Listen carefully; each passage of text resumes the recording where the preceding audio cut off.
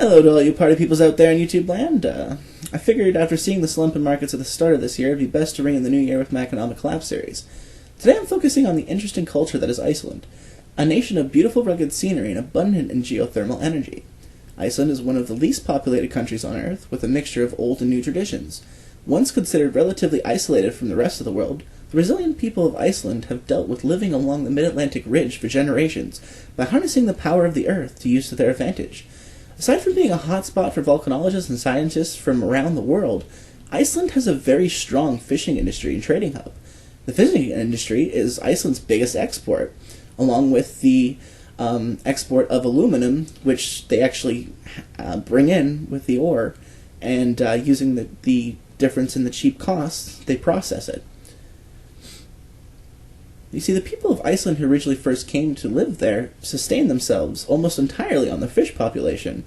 In fact, due to its location, less than 1% of Iceland is actually used to cultivate crops, which is highly dependent on good weather conditions and low volcanic activity, as ash clouds of rock and pumice can routinely destroy properties, bring international flights to a halt, and even lower crop yields. The Icelandic people have a very love-hate relationship with the ocean. Over centuries, Icelandic sailors have learned just how unforgiving the sea can really be, as there are often rough seas in that area at different times of the year. Many sailors in Iceland have a tradition of going to a church to pray before heading out to sea, a tradition upheld for many generations. In fact, Reykjavik was practically created from the high demand in cod from Europe and North America. Yet the world around Iceland began to change dramatically. Banks became more global entities, and to be able to compete on a global market, Iceland had to adapt to new ways of doing business. This led to a rise in credit, which made a lot of new Icelandic bankers and representatives from foreign banks a lot of money. It also led to an economic boom to a country that had always lived within modest means. With this economic boom, Iceland became one of the richest nations in the world, practically overnight, even before the asset bubble came to fruition. The fishing industry practically changed overnight, with free-flowing credit given out to the fishing industry, which was based on their quotas. This actually initially even was credited with helping to save many lives of fishers who didn't have the capital to buy state-of-the-art equipment to help them traverse the often rough seas. For a while, life was good, but around this time, predatory financial institutions took total advantage of this abundance in credit. Propelled by greed and derivatives, the financial institutions within Iceland then began to set their eyes on creating bubbles in industries and sectors with a high demand in basic necessities. Fortunes were made over quotas of fish that hadn't even been caught yet. Houses were ridiculously overvalued to the point of sheer insanity, and this created a rentier class of investors through financial institutions like Arion Banki and Glitner, just to name a couple out of the majority of the banks there. When the 2008 financial crisis occurred, Iceland was borrowing 6 times its GDP, which made the crash feel like a sledgehammer to the chest of the Icelandic people. Within a week after the 2008 disaster, the banks had gone bankrupt, and within 6 months, unemployment had increased to 5 times what it was before the crash. Yet one of the most amazing facts of the Icelandic people then began to come to be known, as the people took to the streets.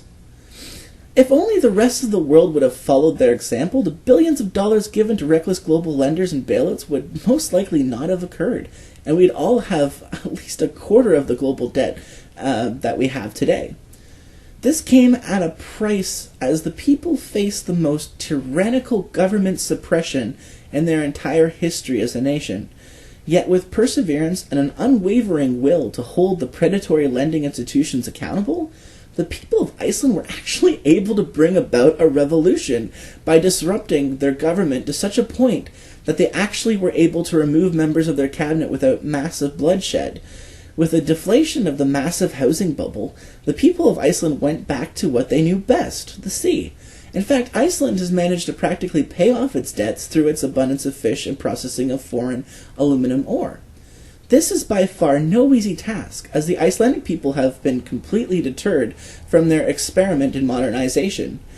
A smaller, less known industry that has developed is the refining of aluminum, which is imported internationally. The cheap geothermal activity creates an abundance of energy costs, which balances out the shipping costs.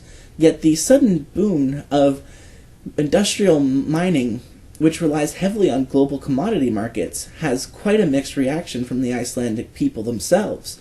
Huge areas of forest in rural areas and mountainous regions are being set aside for mineral extraction, which has drawn much criticism from Icelanders concerned about the well-being of their environment. The industrialization of Iceland, with new factories and dams, has given a means of financial stability to the Icelandic people, but sometimes at a very high cost to social cohesion and strong communities, as many Icelandic factory workers work long days to pay for still considerably high living costs and food prices. In fact, Iceland is a vibrant example of a complete balancing act between many dualities that go almost unnoticed by many first world nations. The balance between globalism and nationalism, economy and environment, tradition and modernization are just many different examples of how resilient these people truly are. Despite their sour experience with greedy banking institutions, a vibrant tourism industry has sprang to life in Iceland, with whale watchers and travelers from all around the world coming to see the many wonders that makes Iceland so unique. Recently, though, Iceland has allowed the return of commercial whaling, which has also created a huge divide amongst the Icelandic citizenry. The whale watchers claim that more money can be made from tourists coming to see the whales than the cost to kill, process, and render them. Yet many traditional Icelanders believe that whaling is a cultural practice that should be upheld, and somewhere between both of these sides the government is in charge of enforcing those quotas that are maintained and not exploited by foreign interests. With the added international pressure from anti-whaling groups, this is still today a very hot-button issue amongst their citizens. Another surprising development in the modernization of Icelandic culture is the rise of artists in Iceland, which is a very strong and vibrant community. Although not well known internationally, Icelanders have a tendency to prefer local artists over commercialized international ones. That being said, though, it is a relatively small market that very few artists can actually make a living, which usually tends towards English songs over their traditional language, to entice foreign interest into supporting their work. Yet despite the interesting culture and strength of character that Icelanders are well known for, the real story of how it all started has been surprisingly underreported by the mainstream media around the world. Now you're going to have to bear with me with the pronunciation. Like I said, we're trying to get people's names right, but it's important that we recognize the key players for who they really are. Most people would be surprised to know the top players in Iceland's financial elites were around about 30 individuals that had access to the big banking cartels. One such man is John Gerald Sullenberger, and years after the 2008 meltdown, he has came out and explained exactly how the Ponzi scheme operated. He and his company owes over, I think, about a 1,000 billion kroners, and he was partnered. I think that's technically a trillion kroners, but I'm not 100% sure when it comes to their money. And he was partnered up with the richest man in Iceland, John Asgeir Johannesson. Our story starts back in the late 90s when the technological revolution that helped to spring forth economic advancement pretty much appealed to the international bankers as they saw a great investment opportunity through derivatives and the lending of credit and decent interest rates. In Miami, they met with prominent leaders of the major banking institutions since Johannesson needed to convince them that the comparatively small economy of Iceland was worth the squeeze. In order to get the interest of the big bank backing both Johns, assembled many of the 30 prominent Icelandic bankers, and they discussed how long it would take to completely saturate the Icelandic people through ridiculous loans of money and credit and the outright manipulation of mutual and retirement funds. They practically planned out the downfall of the Icelandic people even before the short-lived economic prosperity even began to see just how much money they could make off the people and assets, derivatives, credits, and loans. You see, if the relatively small economy of Iceland only lasted half a decade or so, the initial flood of money from international banks wouldn't attract the investors needed to keep the Ponzi scheme going, and therefore wouldn't be worth it in the eyes of the IMF and the World Bank overlords. This is practically the equivalent of having a few dozen people plan out a murder over a long period of time to the slightest detail, and then just waiting for them to say the most opportune time to carry out the assassination. But apparently in different parts of the world that would not be considered murder. Thinking that there would be they would never be held accountable, as this is completely standard practice in these types of large loans, mutual and retirement funds. The bankers figured they would never be held accountable, as it was very rare to see entire banks fail, or for countries to seek criminal prosecution for that matter. A very interesting short documentary link will be left in the description, where John Sullenberger lays out the main 13 players who helped convince the Icelandic people to try the experiment of modern economic globalism. And they also do it with cards too, so it's kind of interesting. So it almost makes you, kind of take it from like the CIA's terrorist list of people from Al Qaeda when they practically fund them now. This succeeded once it became apparent to the average Icelander of the immediate benefits of large loans, asset bubbles, mutual and retirement funds, derivatives, practically a wide spectrum of potential borrowers and foreign investment. Combined with the controlled Icelandic media, in which the Johannesson family and their business affiliates had spent years fighting the largest financial penalty case in history of Iceland, the charges included were at least 40 counts of abuse of position, fraud, share swaps, embezzlement, and even a small prison sentence was given at one point, originally. The Johannessons used a simple trick that had been used for decades. They would buy a company regardless of how well it was doing, wait a few months, then turn around and sell it to a new startup company that usually involved the same people who initially bought the company in the first place, and they overvalued it for as much as 2 to 3 times the initial value of the company.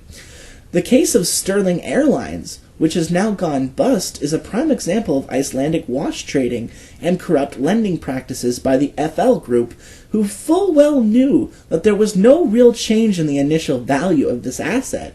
They kept creating new companies to inflate the value of companies, while the constant confusion usually led to those companies losing large sums of money through bad management, layoffs, and loss of customers.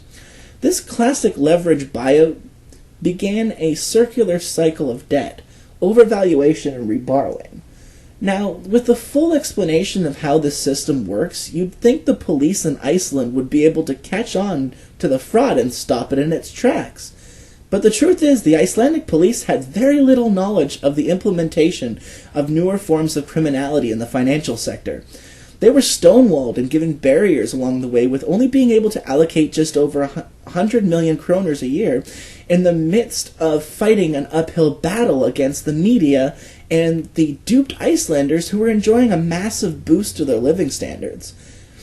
The Johannessons outspent the Icelandic police in criminal investigations at a 30-to-1 ratio. Iceland, being a relatively small country, was bought out by the Johannessons. They bought out the television stations, the newspapers, and even the gossip papers, and fired anyone who opposed their monopolized control of power. You see, this to a certain degree in North America, with just over a dozen multinational conglomerates controlling the majority of all news and and entertainment outlets.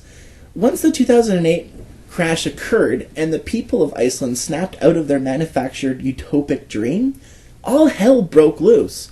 People lost a lot of money, and they took to the streets. They replaced corrupt government figures and started the long legal processes of jailing their greedy, fraudulent banksters. A move in which to this day has not been repeated around the world. Instead of pumping billions in bailouts or becoming beholden to the IMF or the World Bank, Iceland went badass and went back to their traditional means of increasing GDP, while adding a few new business ventures in aluminum, fishing, and tourism. The result? About 26 bankers ended up getting sentenced to a combined 74 years in prison, and because of these reforms, due to lack of oversight and massive deregulation, Iceland has managed to recover very quickly without having to give in to centralized banking and austerity measures. They did implement capital controls at first, but there were no bailouts. There were no large bonuses for the very crooks who caused the problems in the first place. Iceland is a prime example of going against the central banking cartels that dominate most of the financial institutions of today. They put their foot down and prosecuted the greed and fraud that exists in the global economic system worldwide.